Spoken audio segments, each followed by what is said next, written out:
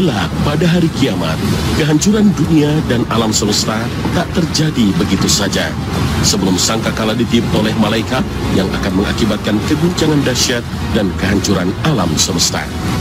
Ada tanda yang mengawali rangkaian kehancuran kiamat yang dijanjikan Allah Subhanahu wa Ta'ala kepada kita. Kehancuran itu diawali dengan terbitnya matahari dari barat. Jika ini terjadi, maka rangkaian kiamat telah dimulai. Inilah garis pemisah dan dinding batas ditutupnya pintu taubat. Pemirsa Khazanah, matahari terbit dari barat adalah tapal batas dan akhir dari perjalanan dunia. Saat itulah penyesalan manusia benar-benar terjadi. Tapi tak ada lagi waktu untuk bertaubat. Pintu taubat telah ditutup dan tidak akan diterima taubat seseorang meski penyesalan begitu mendalam.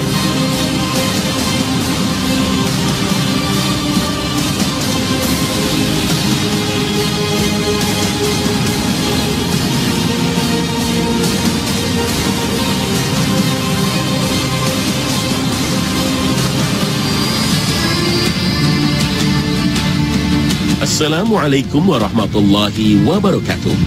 Pagi ini, Khazanah kembali menyajikan kepada Anda embun-embun ilmu yang terpendam dalam luasnya Khazanah Islam. Peristiwa terbitnya matahari dari barat merupakan awal peristiwa kiamat. Didahului dengan tanda-tanda besar yang menandai dekatnya kiamat, yaitu munculnya Dajjal, turunnya Nabi Isa alaihissalam, dan keluarnya Ya'juj dan Ma'juj. Kemunculan Dajjal akan mengubah tatanan sosial, sedangkan terbitnya matahari dari barat akan menyebabkan perubahan keadaan alam. Semenjak Allah menciptakan langit dan bumi, setiap hari matahari selalu terbit dari timur dan terbenam di barat. Ia selalu minta izin kepada Allah Subhanahu wa Ta'ala untuk selalu melakukan hal itu, dan ia selalu mendapat izin. Akan tetapi, akan datang suatu masa, matahari tidak diizinkan Allah terbit dari tempat biasanya terbit. Sebaliknya, Allah justru memerintahkannya terbit dari tempat terbenamnya di barat. Rasulullah bersabda, "Apakah kamu tahu kemanakah matahari ini akan pergi? Sesungguhnya, ia adalah berjalan sehingga ia sampai ke suatu tempat di bawah arsy, maka ia segera bersujud. Ia selalu dalam keadaan sujud sehingga dikatakan kepadanya, 'Naiklah kamu dan kembalilah ke tempat datangmu.'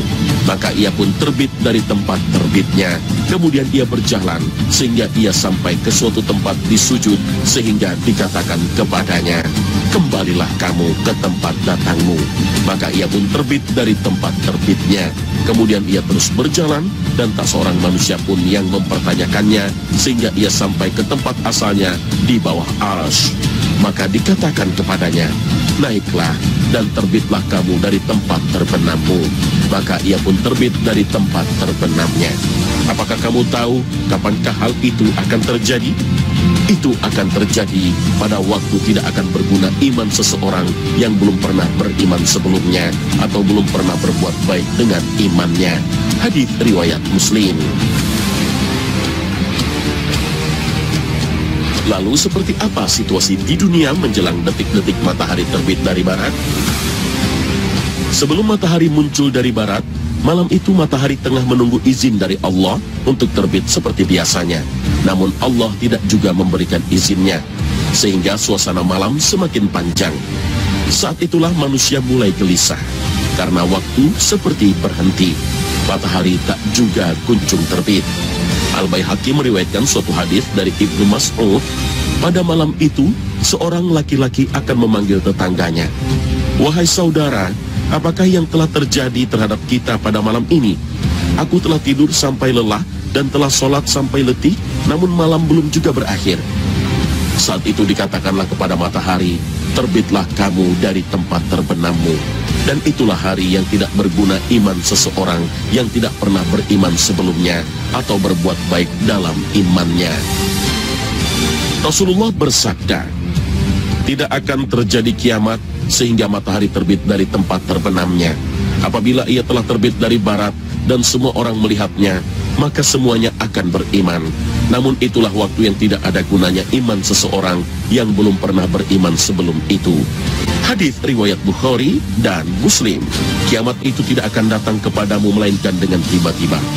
Mereka bertanya kepadamu seakan-akan kamu benar-benar mengetahuinya. Katakanlah, sesungguhnya pengetahuan tentang hari kiamat itu adalah di sisi Allah, tetapi kebanyakan manusia tidak mengetahui.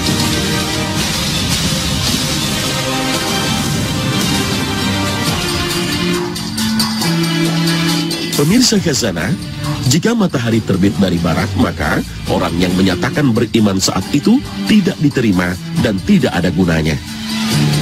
Demikian pula dengan orang yang bertobat.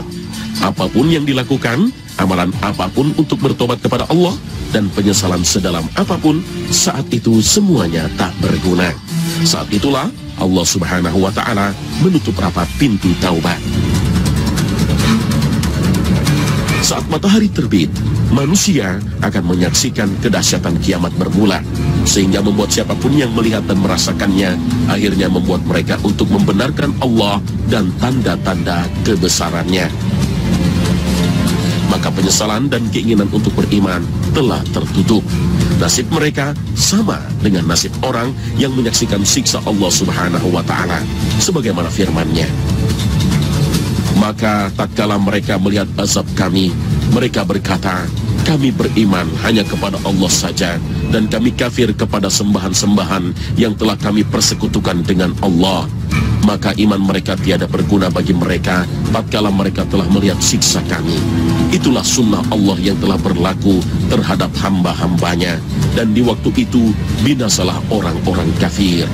Al-Quran Surah Al-Mu'min ayat 84 hingga 85. Menjelaskan ayat ini, Al-Qurtubi mengatakan bahwa orang-orang yang mengalami matahari terbit dari barat keadaannya sama dengan orang yang tengah sakaratul maut. Saat itu tak ada keinginan untuk bermaksiat, tapi yang ada justru keinginan untuk bertaubat.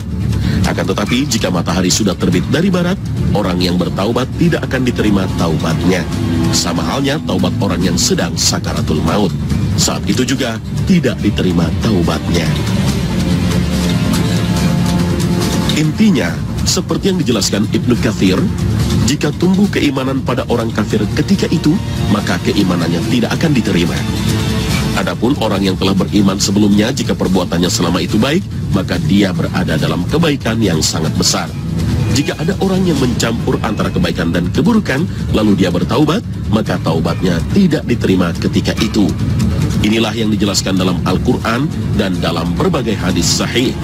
Allah Subhanahu wa Ta'ala berfirman, pada hari datangnya sebagian tanda-tanda Rabbmu, tidaklah berguna lagi iman seseorang yang belum beriman sebelum itu, atau dia belum mengusahakan kebaikan dengan imannya itu. Al-Quran Surah Al-An'am ayat 158. Nabi SAW bersabda, hijrah tidak akan terputus selama taubat masih diterima, dan taubat akan tetap diterima hingga matahari terbit dari barat. Jika ia telah terbit dari barat, maka dikuncilah setiap hati dengan apa yang ada di dalamnya, dan dicukupkan bagi manusia amal yang telah dilakukannya. Nabi SAW bersabda, Allah Subhanahu wa Ta'ala membuat sebuah pintu untuk taubat di barat yang lebarnya sejauh perjalanan 70 tahun.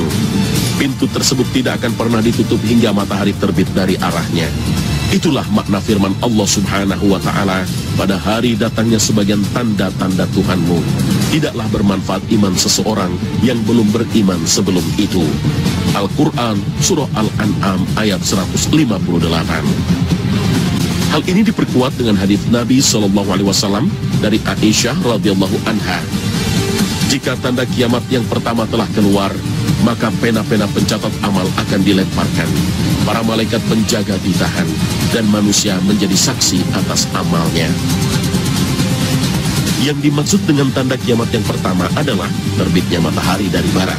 Adapun tanda-tanda kiamat yang keluar sebelum matahari terbit, keimanan dan taubat akan diterima oleh Allah Subhanahu wa Ta'ala.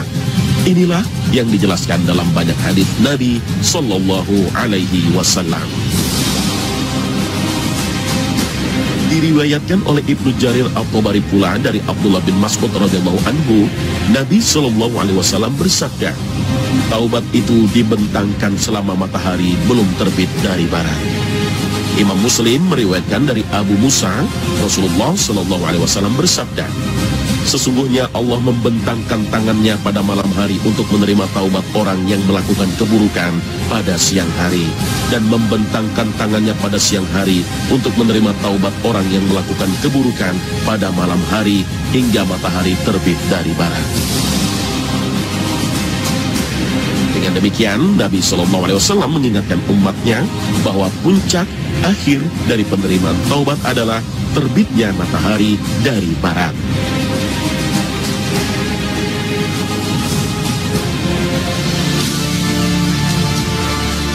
Pemirsa Khazanah, di saat yang hampir bersamaan dengan terbitnya matahari dari barat, akan ada fenomena yang mengejutkan semua orang di dunia. Seekor binatang yang bisa berbicara muncul dan akan menemui semua orang. Allah Subhanahu wa Ta'ala berfirman, dan apabila perkataan telah jatuh atas mereka, kami akan mengeluarkan seekor binatang melata dari bumi yang akan mengatakan kepada mereka bahwa sesungguhnya manusia sudah tidak yakin kepada ayat-ayat kami. Al-Quran Surah An-Naml ayat 82. Nabi Shallallahu alaihi wasallam sendiri tidak bisa memastikan apakah kemunculan binatang aneh ini setelah atau sebelum terjadinya matahari terbit dari barat. Namun yang pasti, waktu kemunculannya sangatlah berdekatan dengan waktu terbitnya matahari dari barat. Rasulullah bersabda, sesungguhnya tanda-tanda kiamat pertama yang akan terjadi adalah terbitnya matahari dari tempat terbenamnya dan keluarnya seekor binatang kepada manusia pada waktu duha. Tidak diketahui secara pasti mana di antara kedua peristiwa ini akan terjadi lebih dulu, tetapi yang jelas keduanya akan terjadi dalam waktu yang berdekatan. Hadis riwayat Ahmad, Muslim, Abu Dawud, dan Ibnu Majah dari Abdullah bin Umar.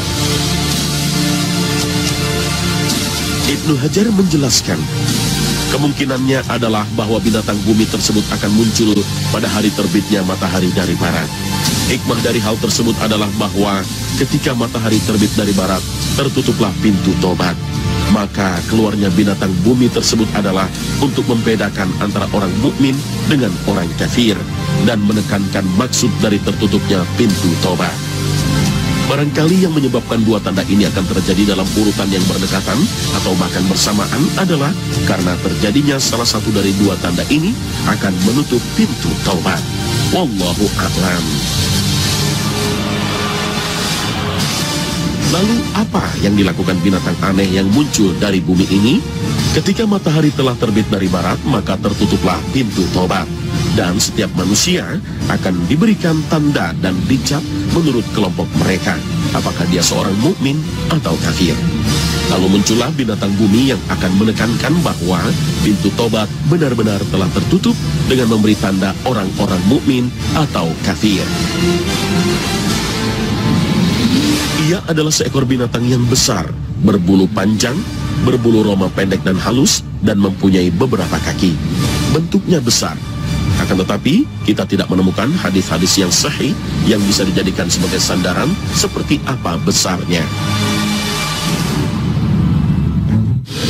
Namun begitu ada riwayat yang menerangkan sifat-sifat ini dengan terperinci yang menunjukkan berapa besarnya. Binatang ini digambarkan sangat besar sekali, sehingga saat ia keluar dari sebuah celah di Bukit Safa dengan kecepatan lari kuda selama 3 hari, maka belum akan keluar sepertiga dari badannya. Dan masih ada lagi sifat-sifat lain yang menunjukkan ukuran besarnya. Namun begitu, masalah seberapa besar binatang itu tidak terlalu penting bagi kita. Cukup bagi kita untuk meyakini saja bahwa binatang bumi benar-benar akan keluar di hari kiamat nanti berdasarkan firman Allah Subhanahu wa Ta'ala. Dan apabila perkataan telah jatuh atas mereka, kami akan mengeluarkan seekor binatang melata dari bumi yang akan mengatakan kepada mereka bahwa sesungguhnya manusia sudah tidak yakin kepada ayat-ayat kami. Al-Quran Surah An-Naml ayat 82. Demikianlah, binatang tersebut dikeluarkan untuk memberitahukan kepada manusia bahwa sesungguhnya manusia sudah tidak yakin kepada ayat-ayat Allah. Semua orang yang hidup di masa itu akan ditemuinya, dan tak seorang pun yang bisa luput dan lolos darinya.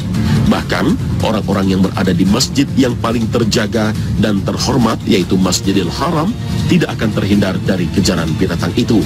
Ia akan memekik dengan mengeluarkan suara di antara makam Ibrahim dengan Hajarul Aswad dekat Ka'bah sambil menebarkan tanah dari kepalanya.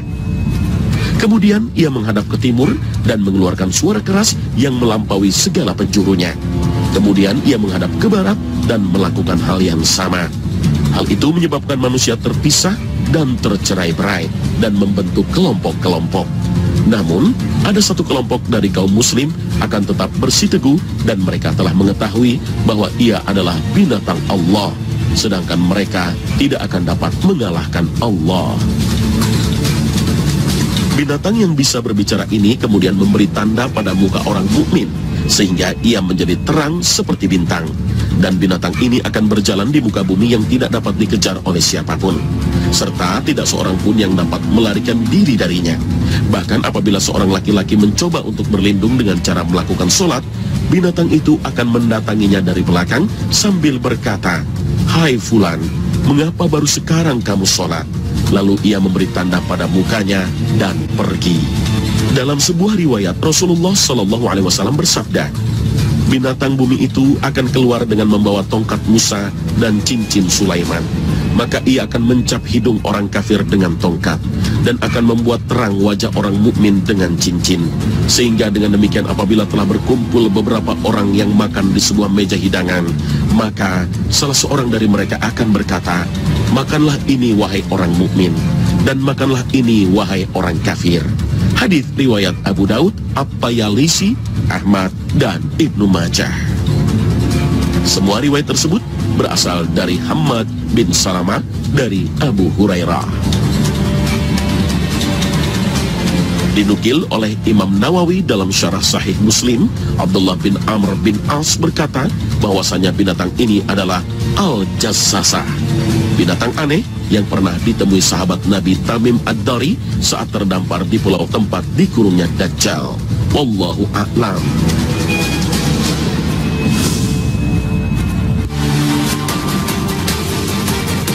Pemirsa Khazanah, jika semua tanda itu telah muncul secara berturut-turut, bumi dan alam semesta mulai memasuki detik-detik kehancurannya.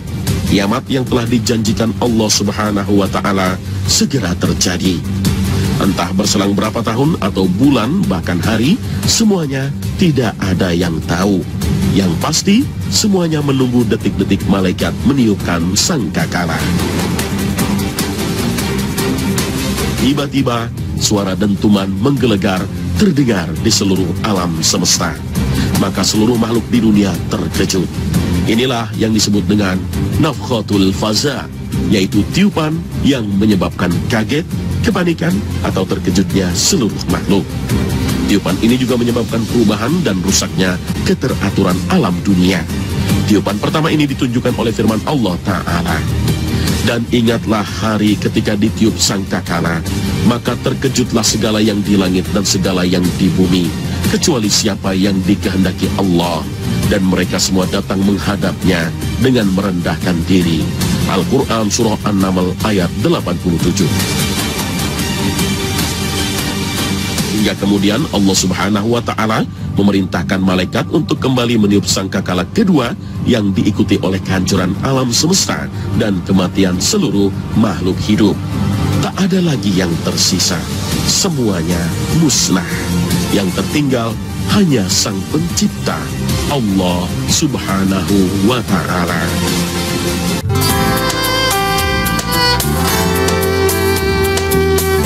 Matahari bisa terbit dari sebelah timur, tempat semestinya ia terbit. Belum terbit dari arah tenggelamnya.